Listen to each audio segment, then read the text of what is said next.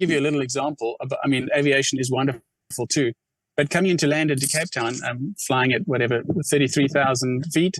I need to plan my descent in my mind. I need to know what the descent looks like. There's a computer and it tells you everything. But from 33,000 feet, I need to be on left base at 3,000 feet. So I need to lose 30,000 feet, and it takes me about 3 miles per 1,000 feet. So that's 90 miles. But I've got a bit of a headwind, which will slow me down, which means I can go at 80 miles. And if I'm heavy, I might want to add another couple of miles. And if I need to accelerate, I need to add some track miles for that. If I need to decelerate, I need to add some track miles for that. So I do the sum in my head, and I see that I need to start my descent at 82 miles. I look down at the box, the machine that tells me where my descent profile is running, and it says 83 miles. And I say to myself, great, I'm on the numbers here. I'm within a mile or two, which means what I'm thinking I want to do and what the computer thinks I need to do is close. And then you have to adjust. So that's just like a detail that understand your job and understand what's required. I mean, a passenger doesn't know that I'm doing those sums, and it doesn't matter. They don't need to know. But what they do need to know is that I'm passionate and I love what I do. And that's the stuff I'm looking at when I'm flying an airplane and taking you safely. And the announcement tells you to look outside the window and you see the Helderberg and Table Mountain and Robben Island. It is beautiful. And I'm seeing it too, but I'm also running numbers. It's a game. It's something that I'm working on all the way down. So yes, lots of correlation between passengers and audience and musicians and pilots. And I think the correlation really is, are you passionate about what you do and how do you express that? But it's also true that not everybody can be a pilot. Not everybody Sure. Yeah.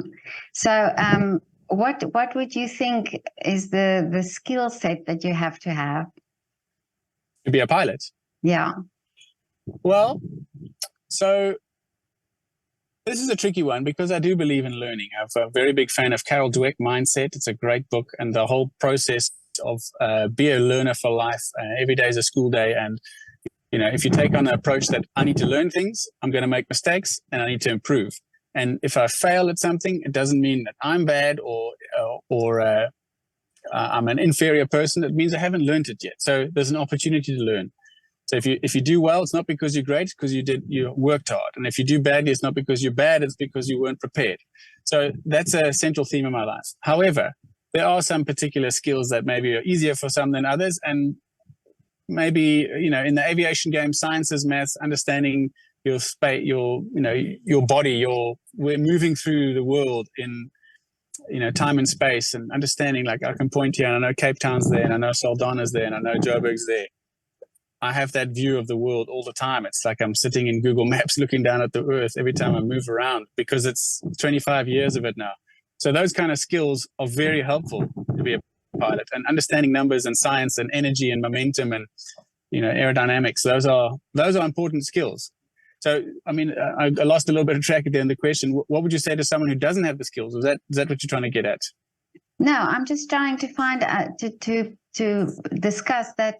That you have to have some sort of a talent as well, to be able to do this.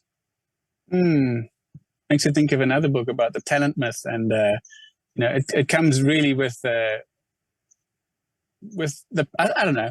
But this is a debate. This is a conversation, Petra. So is it the talent that comes first, or is it the passion that comes first? And what causes the passion? Where does the spark come from? For me, as a child, the spark was travel, see new things. But also the machinery, the beauty of that machine and the engines and the operations and the cockpit and the switches and the lights. If those things don't inspire you, then it's a very hard career to get into, because it's a lot of work. It costs a lot of money. It takes a long time to get into an airline. And once you're there, it's hard work. It's hard in the family. You're going to do every 6 months for the rest of your life. You're going to do an exam and an interview and a quiz and a check ride to see if you're good enough to keep your current job for the rest of your life. There's not many jobs out there that are like that. And if you don't have the passion, you're not going to sustain it. It's just, you're going to be working through the night when everyone else is sleeping. You're going to be looking down on the beautiful sights of the world and seeing at 3 a.m, all those city lights, and everyone's asleep in bed, cozy, and you're at work. It's not enough to sustain you. So the passion has to be there, because there's a lot of hard work and it takes a long time. Amazing answer. Because really, that's true. You have to, if you look at it that way, then it is the enjoyment of the job that comes with a passion for it. And I believe that everybody has that passion in them somewhere for something. So don't waste it on something that is draining you. I think we can all recognize when we are drained by something. And I think that's where COVID really has helped us, is that we can recognize things. It's like the pressure cooker has happened, and you can recognize the bad, and you can recognize how to get out and change things. And you can recognize the good that you took for granted, and now bring more of that and change, get less of that and bring more of this. But I really believe, like yourself, I mean, I'm not really sure what you were doing 10 years ago, but certainly you probably have a passion for what you're doing now. And it's an amazing thing. I mean, people that were out of a job and started making wood items and a bit of furniture or kitchenware stuff out of wood, maybe they just found a new passion. And sure, not every job has the ability to make a lot of money, but that's not the only thing. Every day has got to be a good day. Bring the joy each day. And how can you live each day in the best possible way? So I'm a real fan of the habit and routine, not in a boring kind of methodical kind of way, but habit and routine enough to say that I know that after 4 days of not exercising, I'm going to start getting a little crabby. And after 5-6 days, I'm going to wonder what's going on. And I'm not going to realize it at the time. But looking back, that's why I need to go for a run. I need to go to the gym. I need to go for a swim. So that kind of habit and routine, I know works for me. So build it into every day. And writing and communicating and interviewing people and my podcast is a passion. I know I need to keep that going because it's good for me. And when I have long breaks, there's something missing and something feels out of alignment. And I'm sure we can all resonate with that thought.